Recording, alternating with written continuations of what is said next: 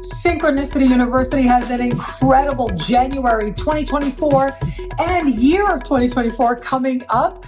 And for a very limited time, you can choose your tuition rate as low as just $5 a class for superstar astrologers like Stormy, Grace, Cameron Allen, and so many more.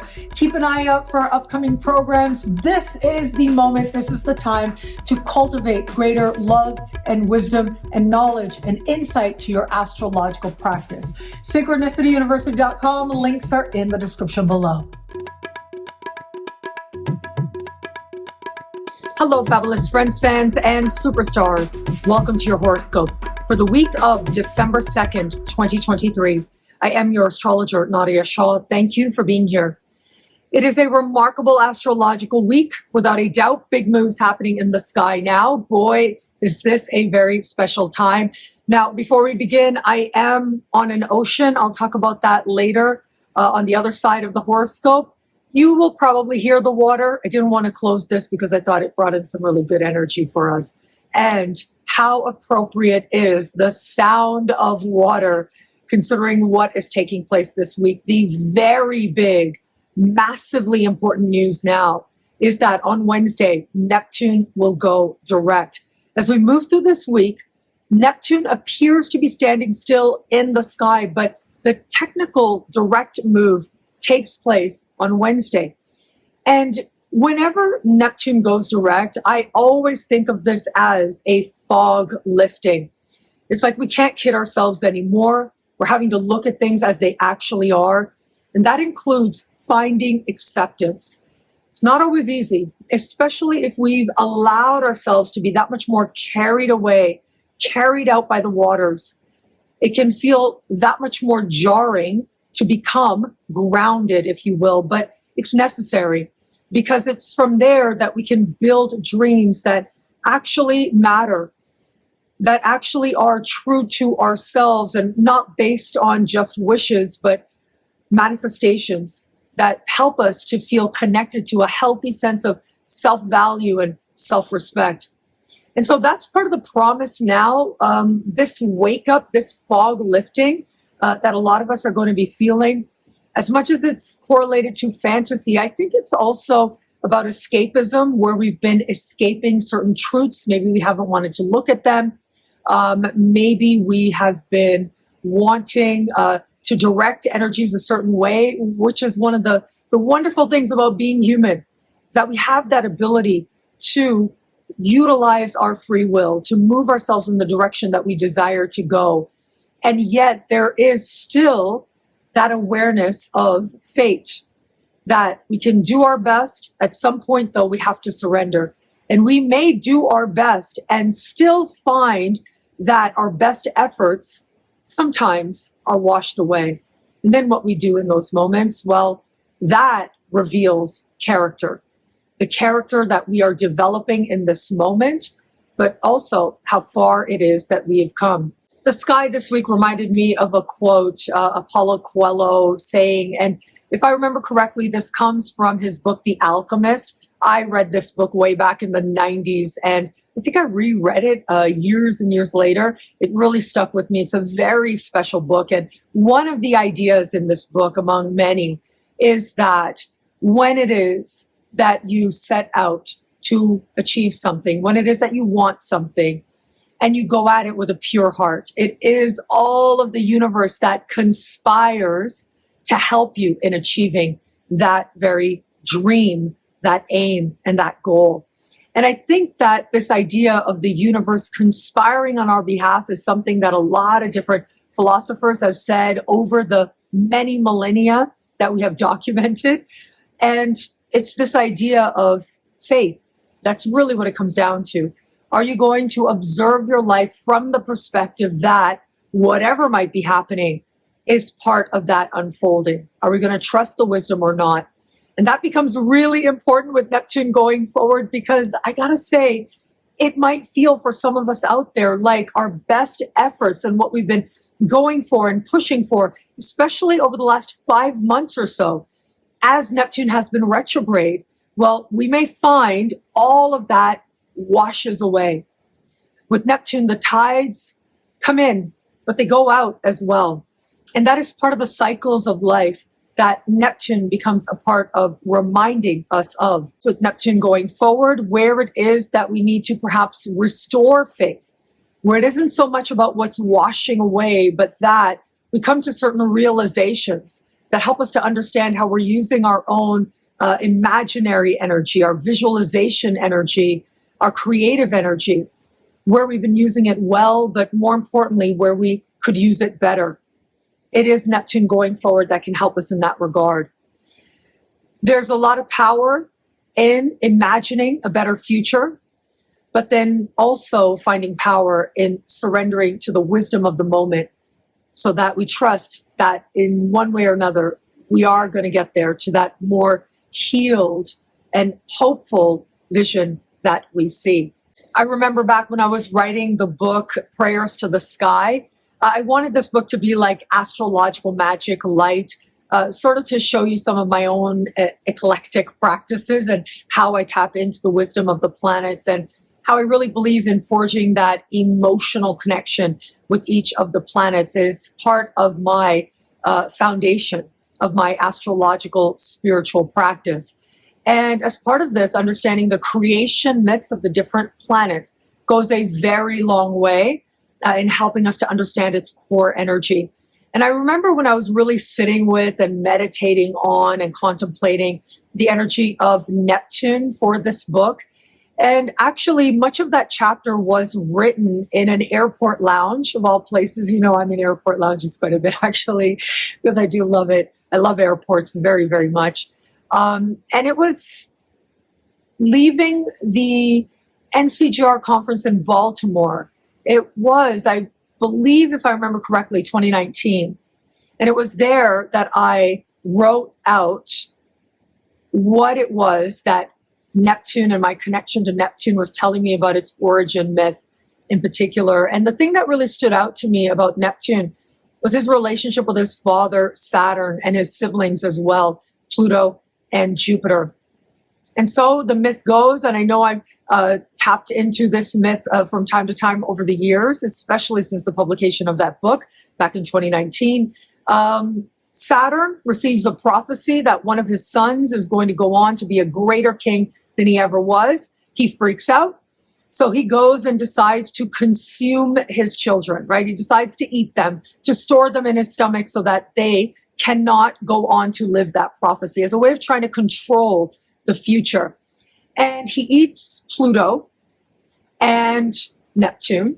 When his wife realizes what he's doing, she sees that he's going to go for Jupiter now. So instead, she gives him a stone, tells him it's baby Jupiter, and sends Jupiter off to be raised in very loving and caring hands with the full knowledge that he is to one day return and topple his father and become a great god among gods. And it is ultimately Jupiter who does fulfill that prophecy by coming back. He slices his dad's stomach open, out pops his siblings, Neptune and Pluto, and he takes the throne. Now, of course, we can look at this in terms of understanding energetically what principles are active here. With Jupiter, he's raised with love. He's raised with the knowing that he's going to go on to do great things, and that's what he ends up living. Pluto, god of the underworld, and Neptune, god of the seas, they both experience this sense of almost rejection by their father, because that's essentially what's happening there. The father is seeking to return those children that he had as to obliterate them so that they don't exist in some way. He is so afraid of their power, or more importantly, losing power to one of his children, that he would rather erase them than have to look at those very natural things about getting older and examining one's mortality and your time. And there's a time for everything, and how you're going to use it well, but also when to know to pass the torch. He wasn't willing to let that torch go.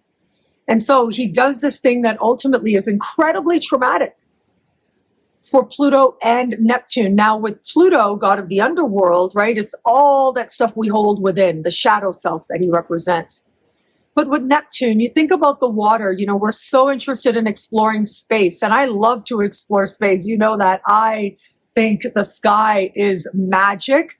I don't know if I had a chance to share this with you guys before, but back in, it was late September, early October when I was in Bolivia of this year, and I actually went there to see what's called the Mirror of the World, Espejo del Mundo. And this is the salt flats. The largest salt flats in the world are in Uyuni, which is sort of a small town out in Bolivia. And it really was such a profound experience to be there for me. I had never seen the sky that alive, that vibrant. It made total sense that the ancients would look at the sky and see stories unfold, see gods revealing their wisdom to us. And the power of salt itself as a purifying agent in ritual, in magic even, was definitely one of the strengths of this space. So it was a very important and very special trip that I took. It shifted my energy very profoundly. And so I have had the great pleasure of glimpsing the sky in a way that many people might never know. To see it so vibrant, to see it so alive. The ancient Egyptians thought of the night sky as sort of one body, an entire unit. It was later on, especially in Hellenistic times, that there are more and more distinctions made where the sky becomes speaking of, symbolic of different spiritual entities. But it makes sense why we would think of this as one unit, one alive body before we started to consider the more isolated parts. The sky is incredible. As astrologers and astrological practice, we love gazing upon the sky. The truth is, though, that the ocean is vast, and the ocean has so much that we have yet to tap into, so much wisdom, so much knowledge, so much insight, so much healing. The thing with the ocean, though, and this is something that, of course, a lot of us sometimes don't want to admit and look at, but the ocean holds everything. We throw things in the ocean, but they don't really go anywhere. And that includes plastics, for example, right? There's this floating plastic island. It's awful for the environment. And we can sometimes forget that when we throw things out, where they end up, landfills, yes, but very often in the ocean. The ocean never lets anything go. It holds on to everything. Whatever you throw into it, it is still there, whether it's at the bottom of the ocean or floating on top. And so it is with Neptune. Neptune and the experiences he had that made him who he is, they haven't gone anywhere. He's still feeling them. They're floating around in one way or another. They might be deep within on the floor of the ocean, or perhaps certain wounds, the things that have hurt us, that have traumatized us. Sometimes they're floating right on top for all to see. Or sometimes they're just slightly under the surface. And yet there is vibrancy there, even with the stuff that isn't serving us anymore. In the middle of the pandemic, my entire life changed. This is when I left the city that I was living in for many years. My relationship ended. I went to another coast of the country I was living in at the time. In Mexico, I ended up in Puerto Vallarta. And it was there, as I nurtured my very broken heart, I remember going on a tour to learn about baby turtles. I thought that this would be so exciting. And it really was. It was a wonderful experience to have, to help baby turtles to get out into the ocean, because what happens is turtles lay their eggs and there are different predators. And if the eggs happen to hatch, well, predators come and eat the baby turtles before they even have a chance. And so the whole point of this endeavor is, and the work that some people do out there, is to help the baby turtles enter the water. That really is it. So every day they have tourists there releasing turtles, and locals as well releasing turtles into the Pacific Ocean.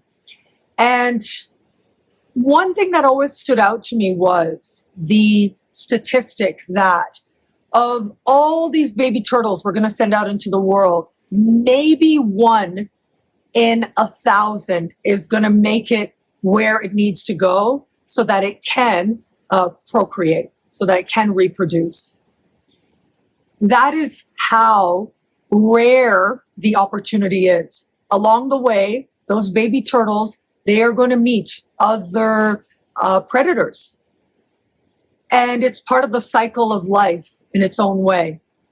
We as human beings are helping life as much as we can, but then at one point and at some point, we have to trust that it's going to count for something. Because if you think too much about the fact that it's only 1 in 1,000, well, it can feel kind of futile. And yet, it's worth it. It is worth the effort. And it looked like it was very worth it to the people who cared so much to maintain these baby turtle sanctuaries. That's the ocean. It can swallow up. It can serve as a platter to other predators. But it can also hold a lot of wisdom and a lot of promise.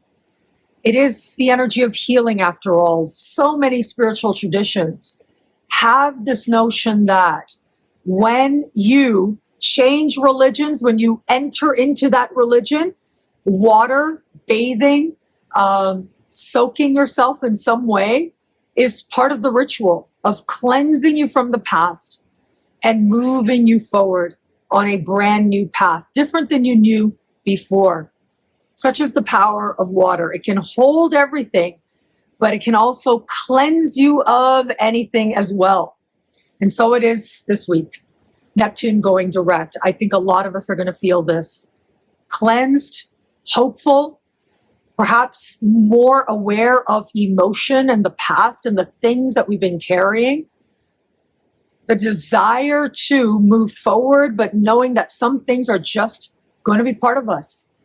That's the way it is. That's part of the experience that we've had in our lives so far. But that doesn't mean that that has to be the whole story, because it really doesn't. As much as illusion and delusion could clear at this time, we had those illusions for a reason. They had a purpose to them. And sometimes the purpose was because whatever reality we're avoiding was hard. It was too much. We weren't ready to deal with it.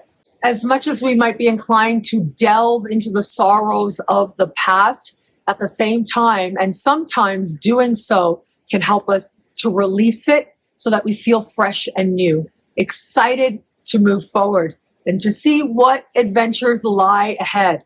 There may be tears as part of this, but tears can be profoundly cleansing as well. They can be healing as well, especially when you have the intention to make them so.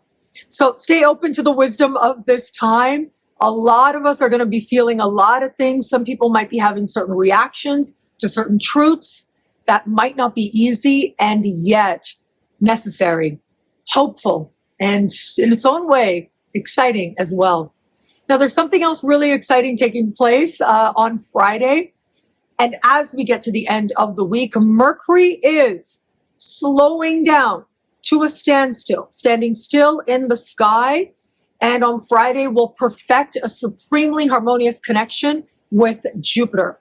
As Mercury makes this perfect connection, will then next week go retrograde, the week after perfect the connection again. But really, because Mercury is moving so slowly, I'm going to invite you to look at this as a swath of time, not just an isolated moment, but rather to see how there are times when and moments when we see that Mercury retrograde doesn't necessarily have to be a bad thing.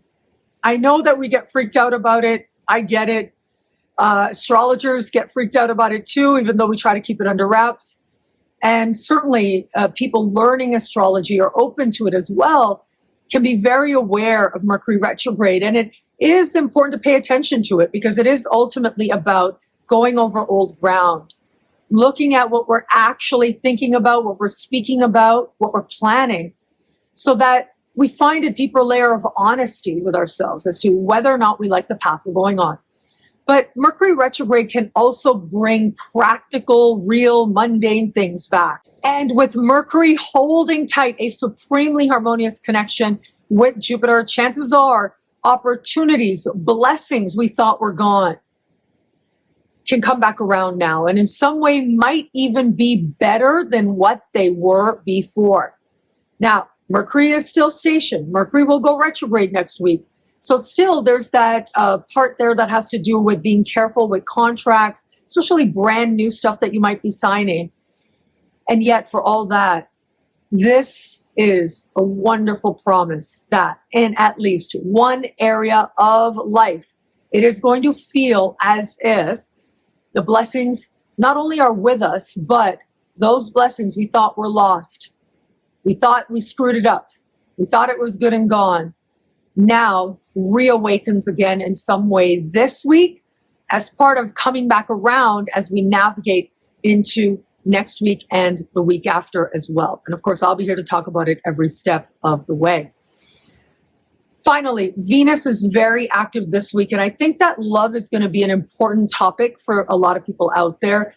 Right out of the gate on Sunday, Venus will square Pluto. We'll be speaking with Pluto in tension. And this can be a moment of truth, a moment of exchange, yes, and maybe even a moment of stress, but it helps us to get really honest about the nature of our partnerships. Now, this could be business alliances, yes, because it is Venus that is in the sign of Libra at the beginning of the week, which is the sign of partnerships.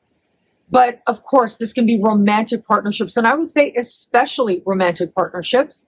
With Pluto in Capricorn, this is about the longevity of relationships, whether or not it actually exists, whether or not it's actually there, is the potential here or not. And for some of us, we might be called on our stuff. Our stuff may be our resistance, our hopes, our fantasies, our expectations. We might be called on how it is that we actually are being. What messages are we actually communicating to our partners? How they might be interpreting those messages. Where it's fair, but also where it isn't. Relationships that are healthy, there'll be that element of fairness there. And so you get to a deeper layer of truth. But if it is that certain alliances are not necessarily healthy, this is where that sense of manipulation and unfairness, I'm so sorry to say, but it does happen. Some of that might kick up right out of the gate at the beginning of the week. On Monday, Venus changes signs and moves into the sign of Scorpio. Now, according to the ancients, Venus isn't necessarily at her best here, which means she's got to work overtime. That's really what it comes down to. She's working really hard to express herself and bring forward her more loving side. And what I really love about this is that it reminds us that love is an activity. Love is a principle. Love is something that we can work on to make stronger and make better.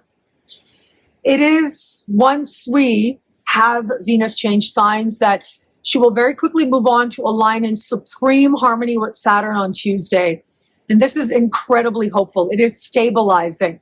It's understanding the big picture, the long term, and aligning our own hearts, our desires, our indulgences with what it is that we want in a larger sense. Trines of Saturn are about understanding the sacrifices that are worth it. And that sometimes playing the long game can actually pay off in big ways. We're able to meet matters of love and pleasure, for that matter, with a greater sense of maturity. We're able to ground ourselves with a more evolved understanding of our own unique beauty as well. And chances are we're going to be making some choices. Some decisions are playing out that help us to feel like we have an eye towards what's actually best for our futures. Regardless of what we choose, at the very end of the week, Venus will stand across the sky from Jupiter. And I see this energy as second guessing in some way. And so there's a sense with this of whatever we decided early on in the week, we're wondering if we made the right choice. We might be going back and forth within ourselves at that time. And so just pace yourself and be yourself. It's okay to question. It's okay to have doubt. But stay connected to that more wise part of you that likely kicks up very strongly right around Monday and Tuesday, because it is helping you to make a decision that fuels healthy self-respect. But the great thing is that sometimes, not always, but it is often the case that you can change your mind. What I love about this week for us, there's so much here. It is a powerful and meaningful astrological moment. Of course, it's all about Neptune going direct. The lights come on for a lot of us out there, even if it's hard. This is energy that is incredibly valuable because it is about looking at things not as we hope them to be, imagine them to be, fantasize them to be, but as they actually are. Whether that is ourselves and seeing our own characteristics differently, or whether that is some fact of our own life.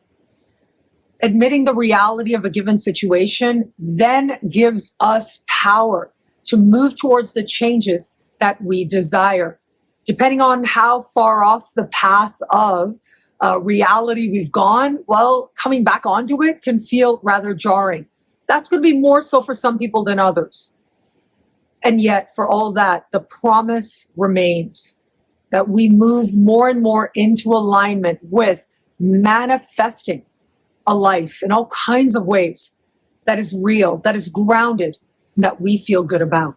Well, thank you so much for watching. What do you love about this week? Let me know in the comments below. I love reading you guys. And to prove it to you, here's some of my most recent favorite comments. Thank you to everybody who likes, who comments, who subscribes, who shares, who thumbs up. All of it means so much. It helps the channel. It brings positive energy. I'm so grateful for you. Thank you.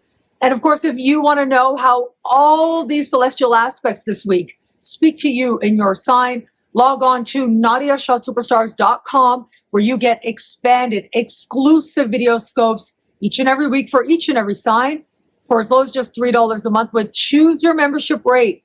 Higher tiers get you things like all access passes to Synchronicity University events, consultations with me, and so much more. All of this in the Superstar space at NadiyaShahSuperstars.com. Links are in the description below.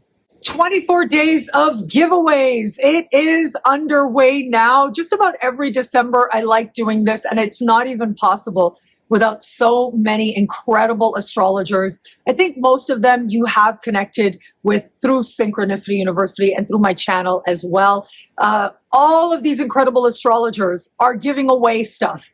That's how generous they are. And you can win. Every day, there's a brand new prize to win over the first 24 days of December. So make sure that you are connected through the newsletter on my website. Go to NadiyaShah.com to sign up there. Notifications are going out over my social media channels as well, like Instagram and Facebook. So as long as you're connected to me in some way, you will get the notifications, especially through the newsletters. It has those direct links that you need to enter to win prizes. Keep entering. You can enter every day. There are different prizes every day and incredible astrologers that you see here. Thank you to each and every one of them. I look forward to you learning more about them in the days and weeks ahead as we celebrate 24 days of giveaways on right now at NadiyaShah.com. Synchronicity University has some incredible programs coming up this January, and you've got about 4 weeks left to choose your tuition rate, an unheard of rate to learn from this caliber of astrologer. We have an exciting start to a brand new year with brand new sessions at Synchronicity University, and they include my incredible friends. I'm going to start with Stormy Grace. Stormy Grace is a fan favorite. She is a favorite at Synchronicity University.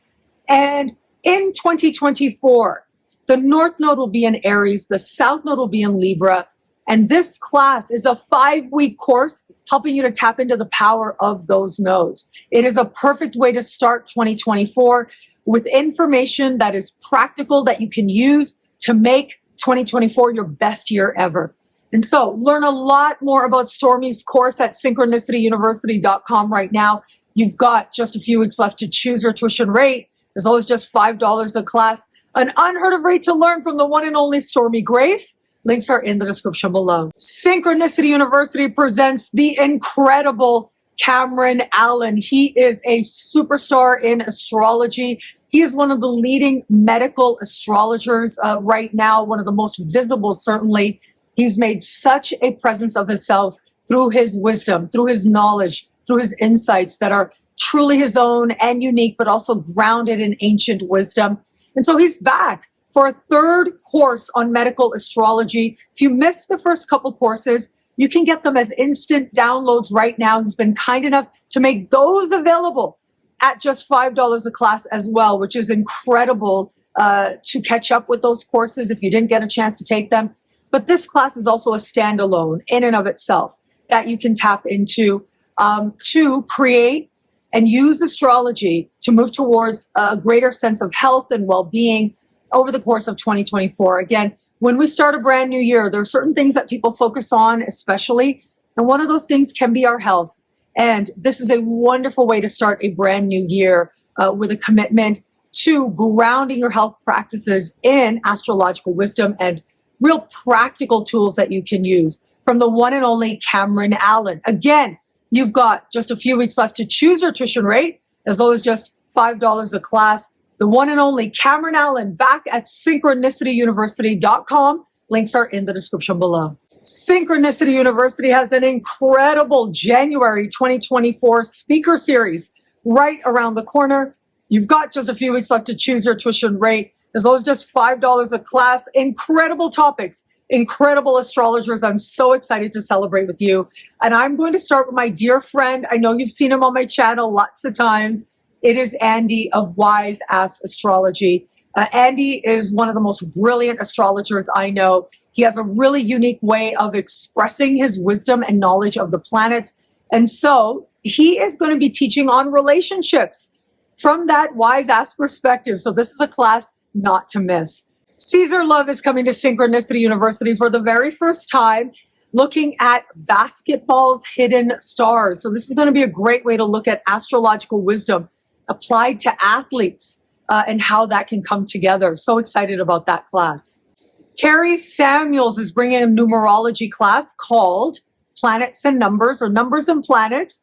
This is very exciting. Numerology is always super popular at Synchronicity University. She's the perfect person to teach it. She is an experienced and brilliant teacher. So you are going to want to check out this numerology class from Carrie Samuels. Anna Andrade is teaching on the Vertex. Now, Anna actually presented for one of the astrology orgs, a professional development class that she did, and I loved it so much I asked her to come to Synchronicity University. And I know that a lot of students have asked about the Vertex in particular. So here it is. Here's your chance to enjoy the Vertex and to understand it as this powerful karmic point in the chart, how to tap into its wisdom to your advantage. And Carl Glimmick brings Gardening by the Moon. I got to know Carl recently, and you've seen him on my channel before because he was a presenter at the Canadian Astrology Conference. He just radiated so much charisma and knowledge. I loved connecting with him and speaking with him. And right away, I tapped into wanting him to come to Synchronicity University. So Gardening by the Moon is going to be a popular topic. This is wisdom that can help us to immediately apply the sky, going all the way back to the ancients who used the wisdom of the moon as well to ensure the success of your garden. So once again, you've got a limited time to choose your tuition rate, as low as just $5 a class, an unheard of rate for this caliber of astrologer at synchronicityuniversity.com. Links are in the description below. And thank you. Thank you so much for this moment with you. Thank you for your trust. I'm so grateful for it. I am in the middle of my Daddy Yankee marathon, a once-in-a-lifetime moment for me. And it is tiring and exhilarating, and I'm running on adrenaline, but I'm having so much fun. Daddy Yankee is so brilliant. There's nobody like him, in my humble perspective. And I know it's because I am a fan, so of course I'm going to say that. In Puerto Rico, in San Juan, what an incredible place to be. Right on the beach, as I mentioned earlier, right on the ocean. A powerful time and place to be to celebrate and to experience Neptune station direct, happening this week as well. I know I'm here for a few more days, but so far, the people have been absolutely incredible. Friends and fans who've reached out, absolutely incredible. And I thank each and every one of you. And I'm really looking forward to seeing how the coming days unfold as well. And thank you. Thank you for being here. Thank you for watching. I'm sure I'll have lots of wisdom to share in the days and weeks and months and years ahead. Daddy Yankee wisdom that will come up. But for today, I am just filled with gratitude that I get to have this moment with you and that you see me as some part of your spiritual journey. Thank you. Thank you again for watching. It'll be a great week. Enjoy.